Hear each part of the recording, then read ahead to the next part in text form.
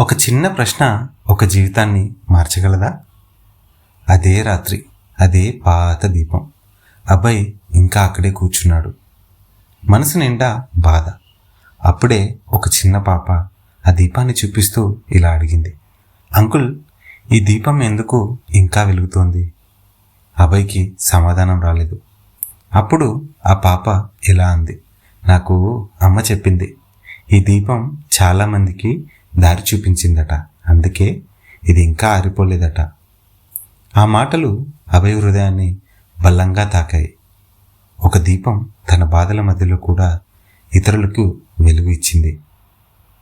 అప్పుడు అభయ్ మధ్యలో ఒక ఆలోచన మెదిలింది, నేను నా బాధలలోనే ఉండిపోతున్నానా, లేదా మరొకరికి వెలుగునివ్వగలనేమో అని. చివరిగా ఆ రోజు అభయ్ ఒక నిర్ణయం తీసుకున్నాడు.